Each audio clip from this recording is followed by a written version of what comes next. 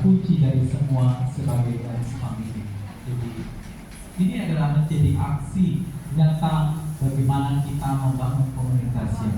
Bagaimana aplikasinya di dalam kehidupan kalian di sini sebagai komunitas apa namanya? Grup apa?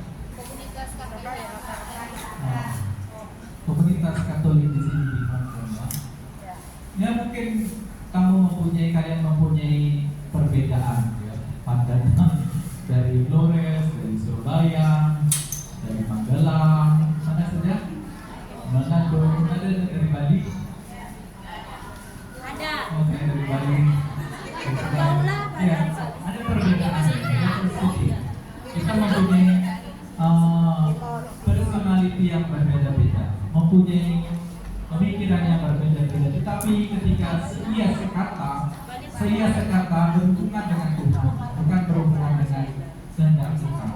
Lalu ketika kita bersikap rendah hati, seperasaan dan penyayang, disinilah sebenarnya kasih utama yang kita pancarkan kepada orang di sekitar kita.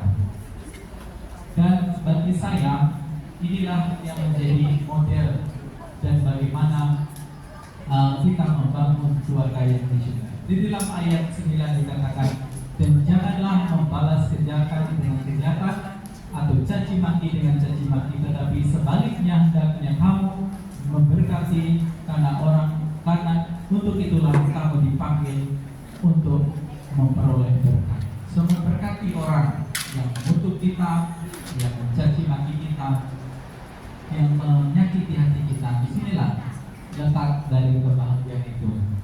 So pendalaman menarik untuk diperhatikan kata-kata ini.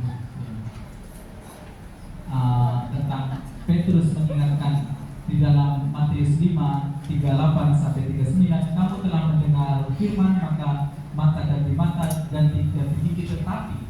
So ini adalah bukti dari berkat yang diberikan oleh Tuhan. So di sini di dalam kitab suci ini dikaitkan kata jangan dalam arti tidak membalas dengan kejahatan. Arti kejahatan itu hendaknya diputus yang melalui seperasaan, sedia sekatan, kasih, kerendahan hati. Ini ada hubungannya sama lain. Dan dibalas dengan berkat. Dikatakan di dalam ini juga. Apa artinya memberkati? Artinya ketika kita melakukan hal baik atau jahat di dunia, ini tentunya akan berdampak dari tujuan kita. Tetapi yang terpenting, ini adalah sebuah doa sebenarnya, sebuah doa. Sama dengan Mazmur tadi adalah rumusan doa, dan ketika kita melakukan sesuatu, bagi saya adalah sebuah doa.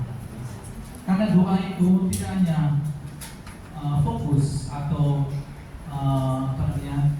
di dalam konteks liturgi saja, tetapi ketika kita berdoa ini juga bersifat misioner. Ada ungkapan misi yang kita sampaikan. Dalam arti bahwa ketika kita seia sekata, seperasaan, menjadi rendah hati, ini adalah juga ungkapan doa kita kepada orang lain. Dan bagi saya ketika kita mampu sampai pada level ini, susah ini level ini, dan itulah yang bagi saya mendatangkan kebahagiaan. Ya. Karena untuk itulah kamu dipanggil untuk memperoleh berkat. Dan tujuan dari semuanya adalah berkat. Ya. Dalam hal ini kita dipanggil bukan hanya menjadi objek dari berkat atau rahmat, melainkan subjek dari berkat. Artinya bahwa ketika kita mengalami berkat Tuhan, ya, kamu di sini, kalian di sini di Hong Kong, ya, mengalami berkat, ya, mengalami sesuatu rahmat Tuhan yang dalam pekerjaan, rutinitas di dalam pelayanan ada berkat. Dan berkat itu bukan hanya objek, ya, bukan sesuatu things yang ada di pinggir, di depan kita, di belakang kita, tetapi menjadi sesuatu dari bagian hidup kita. Dan ketika sudah menjadi bagian dari hidup kita, maka kita akan bisa membagikannya. Ini yang dikatakan yang penting, self-giving, not self-giving. What does it mean? So hidup kita menjadi self-giving, not self-keeping life. So ketika kita mampu memberi, maka disitulah kebahagiaan akan berlimpah. Dan saya yakin dan percaya selalu di dalam hidup dan panggilan saya, the attitudes of self-giving, not self-giving life. Jadi orang-orang yang mendapat rahmat dari Tuhan, mereka dipanggil untuk hidup sesuai dengan rahmat Tuhan dan menjadi berkat bagi orang lain. Dan kebahagiaan yang sejati ketika kita mampu membagikan berkat. Menurut orang Cina, kamu di sini juga berhubungan dengan orang Cina, dikatakan demikian: kalau ingin bahagia 1 jam, pergilah tidur. Kalau ingin bahagia berjam-jam, pergilah memancing. Betul lah ini juga. Pergilah memancing. Kalau kamu ingin bahagia selama hidupmu, pergilah menolong orang lain. Itu dikatakan dalam Chinese ancestors dulu katanya, dan sungguh betul. Ketika kita ingin mencapai kebahagiaan 1 jam itu, ketika kamu ingin bahagia berjam-jam pergi memancing, dan juga ketika kamu ingin lebih berbahagia, ya carilah fortune. Apa namanya fortune? Laki-laki. Dan ketika kamu ingin bahagia seumur hidup, tolonglah orang lain. Disitulah letak dari kebahagiaan kita. Dan itulah dalam ayat Petrus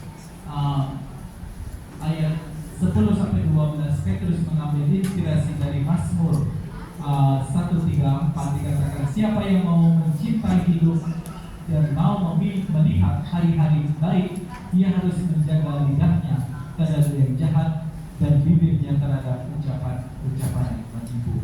Ini adalah artinya mencintai hidup lebih berhubungan dengan orang lain, bahwa hidup kita menjadi lebih berarti ketika kita mampu berbagi dan mampu mengasihi orang lain. Menurut Paulus Fransiskus, tujuan dari misi kita di dalam bahasa Inggris dikatakan, the purpose of our mission is so that the other will have life. Supaya orang lain juga mempunyai hidup, bukan hanya kita yang mempunyai hidup, tetapi orang lain juga mempunyai hidup. Ini adalah tujuan kita, fulfillment of the life when we can give life to other people. Kalau di dalam kitab Yohanes, supaya Tuhan datang untuk memberi hidup yang melimpah. Ini adalah tujuan dari penebusan, agar semua orang memperoleh kehidupan. Nilai kehidupan perlu diingatkan secara positif. Hal ini banyak sekali. Dan ayat 12 juga tentang wajah Tuhan. Banyak sekali sebenarnya, tapi waktu kita hampir selesai. Mungkin ada pertanyaan atau sharing. Pendalaman sukses. Pendalaman. Boleh.